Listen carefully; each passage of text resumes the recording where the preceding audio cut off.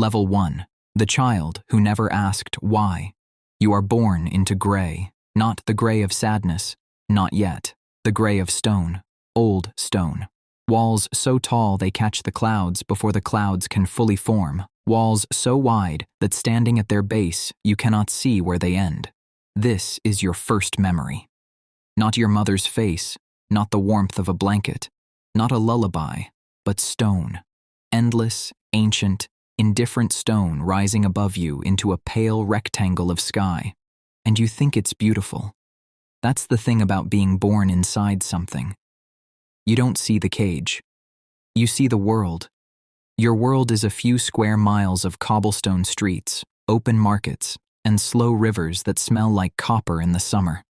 Your world is the baker on the corner who tosses day-old rolls to the kids running past, the lamplighters who make their rounds at dusk with long iron poles, the old women who sit outside their doors in the afternoon and argue about nothing. Your world is loud and warm and full of the ordinary noise of people simply living.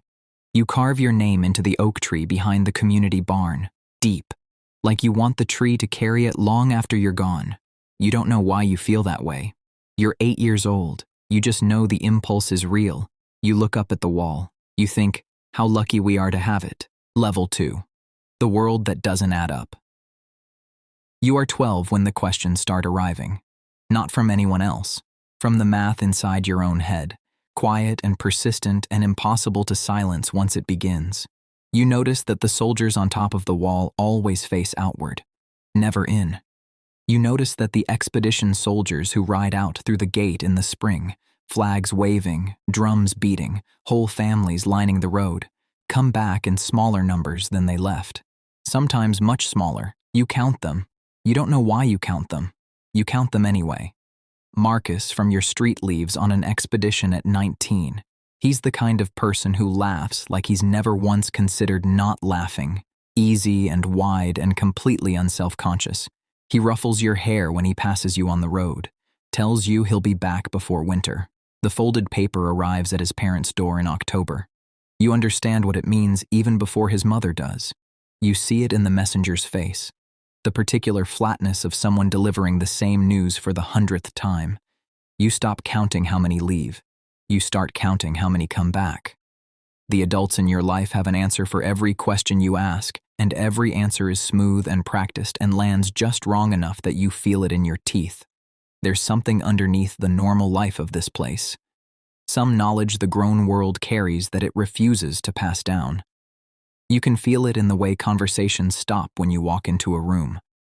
In the way your mother's jaw tightens on the nights the distant bells ring. 3 slow clangs from the central tower. Her hands shake. You never stop noticing.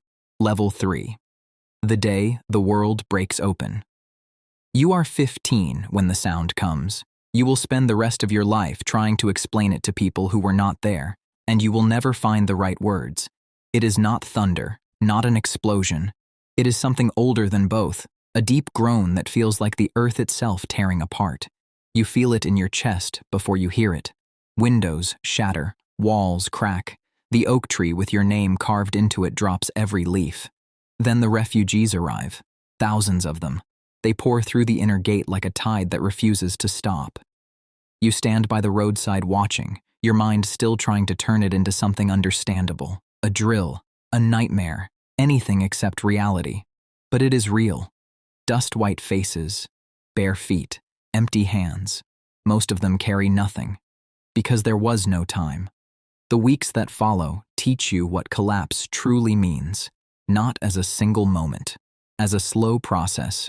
Food lines stretch longer, candles are rationed, evening arguments grow louder, then disappear entirely, and you learn something frightening. Silence is not the opposite of despair. Silence is what despair becomes when people run out of strength. Your world grows smaller. The future feels tighter. For the first time in your life, you are truly afraid. Not of the wall failing, of what you might have to become to survive what comes after. Level 4. You stop waiting and start moving. You are 16 when you enlist. Not because you're brave. Bravery is a story people tell after the fact to make sense of decisions that were never that clean. You enlist because the military feeds its recruits 2 full meals a day. Because you are good at the vertical maneuvering gear in ways that surprise your instructors. Something about the geometry of it clicks in your body before your mind can explain it. And because the deep animal part of you that has been running threat calculations since you were 12 has finally, quietly, reached a conclusion. The danger is coming whether you face it or not. You would rather be moving toward it than standing still when it arrives. Training unmakes you and rebuilds you at the same time. The gear harnesses bruise your ribs for the first month. The steel cables slice your palms until the skin hardens into something that no longer registers the pain as information worth acting on. You wake before dawn and run until your lungs feel like paper on fire. You eat in silence with 30 other people who are all undergoing the same quiet demolition of whoever they used to be. Your instructors are not cruel. They are efficient. There is a difference. Cruelty implies they care how you feel. Efficiency implies something colder, that you are a resource, and resources need to be functional. You become functional. You point your fear forward and let it move your feet. The first time you see one of them, close enough that the detail registers, close enough to see the face, something inside you permanently rearranges. It isn't the scale, though the scale is obscene. It's the expression, the absolute absence behind the eyes. No hunger in the animal sense. No awareness of you as anything other than proximity. It exists in your direction the way weather exists in a direction. Not choosing you, just arriving. You move, the gear fires. You don't stop. You survive. Some of your unit doesn't. That night you sit under a sky so clear it looks like an apology, and you say nothing to the person sitting next to you, and they say nothing back. And that silence is completely different from the silence you learned during the rationing. This silence has weight, warmth. It is the silence of 2 people who have crossed a line together that cannot be uncrossed. You breathe. You stay. Level 5. The person you didn't plan to become. There is a moment, and you cannot pinpoint exactly when it happens, when you stop flinching. Not because the fear disappears. The fear never disappears.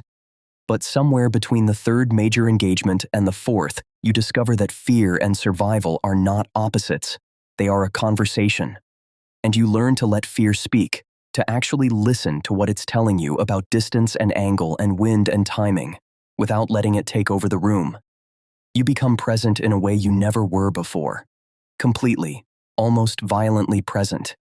Every breath a deliberate choice. Every cable release a calculation, every heartbeat accounted for. You have no bandwidth for the past or the future, only the exact geometry of right now. And in that narrowing, something strange and unexpected happens. You feel more alive than you have ever felt inside the safety of the wall. You don't tell anyone that. It sounds wrong. It sounds like you're glad for what happened, and you're not. You carry your dead with you like stones in both pockets, and you will carry them until the day you join them. But there is a difference between surviving something and being transformed by it, and you have been transformed. The person who carved their name into a tree, hoping to be remembered, is gone. This person, the one standing here now in gear that doesn't quite fit right, with hands that have forgotten what softness feels like. This person has stopped hoping to be remembered. This person is deciding what to do about it. Final level. The view from the top. You are standing on top of the wall. The sun is going down over a world that has been trying to end you for years, and it is, despite everything, extraordinary. The light falls in long amber columns across the land below. The trees move in the wind. Somewhere far out, past the open fields, the shapes in the tall grass drift and shift and don't look up. Not at you, not at anything. They never look up. You think about the child you were, the one who stood at the base of this wall and thought, how lucky we are. You weren't wrong, exactly. You were incomplete, because the wall gave you something real, community, structure, the warmth of people pressed together against something larger than any of them. You've seen what people do for each other inside these walls. During the rationing, a woman in your building gave half her bread to a family she'd never met. Marcus laughed like it was free, right up until it cost him everything. Your instructors trained you for a world they were terrified of because they believed you were worth the terror. That is not nothing. That is, in fact, everything. But a cage is still a cage, even when it's the only home you've ever known. And the question that has been living underneath every other question, the one the government never answers, the one the adults smoothed over with practiced calm, is this: were you put inside the wall to be protected or to be kept? You look out beyond the wall now, past the tree line, past the shifting figures in the grass, into the vast, unnamed dark of a world that no one has successfully mapped in a very long time. You don't have the answer. Maybe no one does. Maybe the answer is somewhere out there, past the last place anyone came back from. The wind moves through the cables and they hum. Low, continuous, almost musical. Like the wall itself is breathing. Like it has always been alive in some way you're only beginning to understand. You check your gear. One last time, you look back at the world below, at the lamplight in the streets, at the smoke rising from chimneys, at the small, ordinary life that made you before it could no longer contain you. You look forward. The cables pull taut. You move,